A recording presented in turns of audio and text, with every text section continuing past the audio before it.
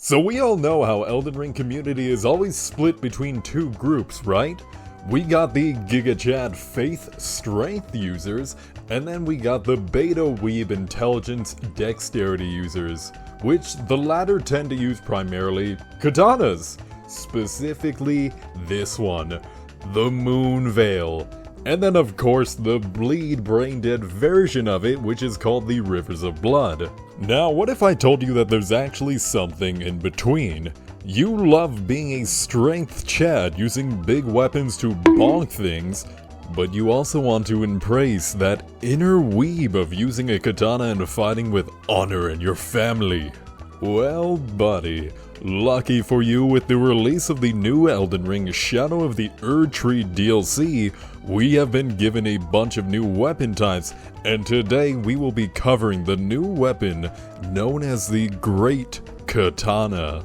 So let's start off by going over a little of what this katana is all about. It's kind of a mixture of these wide swings and then some fast pokes with very high damage per hit, which can catch your opponents off guard easily as they're not expecting the damage of a great sword to come out of such a thin little blade. On top of its new moveset, of course, we also get a unique new Ash of War stance with this weapon, which is called the Overhead Stance.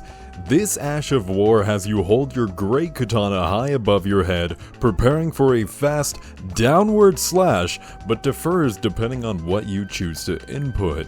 Basically what I mean by that is that while you are in this stance holding down L2 for the Ash of War, if you hit R1 or the light button of whatever respective platform you're on, you will do this very fast single slash downwards for some pretty decent damage, and allowing you to then follow up into a normal combo string, as if it's like the first attack of your normal attack combo.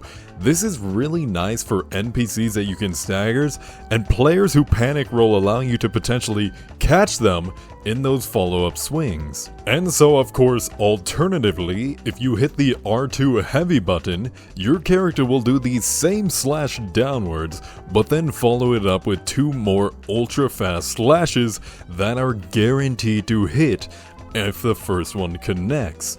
Pairing this with the bleed of the weapon, if you get off all three of these hits on a player or a normal NPC, almost every time this will proc your bleed and do absolutely tons of damage, killing your opponent.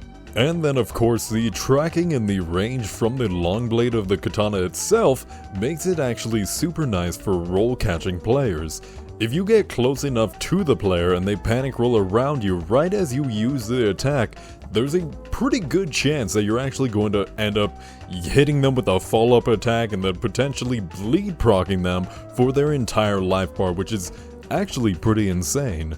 The downside to this Ash of War though is that it's fairly slow to actually start up. If you're like mid to close range combat with someone, the chances of you actually getting off this attack is pretty slim. You really have to have kind of the mindset to know when to actually use this attack perfectly, or else you will pretty much always just get caught out and die regardless. So you have to be really smart when to use it. But big but here, lucky for you, if you're not really a fan of this Ash of War, you can actually swap this out for some of the other amazing ones. And since this is a great weapon, you can use it with things like the Giant's Hunt, Lion's Claw, and even the Horaloose Earthshaker.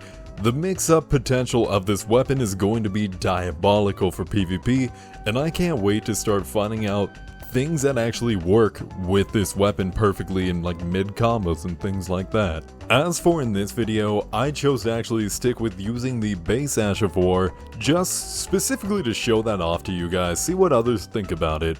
I think the potential is there, but I do kind of wish your character would maybe step into the attack a little more, because the range at times is just a little bit too small, I guess, so it can be a little annoying. One awesome thing about it is that it did actually hold the regular katana's best move though, which is the running attack. So you can run attack spam and have those fast, high damaging pokes and get them roll catches for days. So don't underestimate this weapon. It may be slow, but the capabilities of being a fast, high-burst weapon is pretty awesome.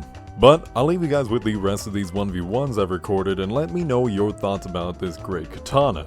Do you think they're everything those strength weebs ever hope for?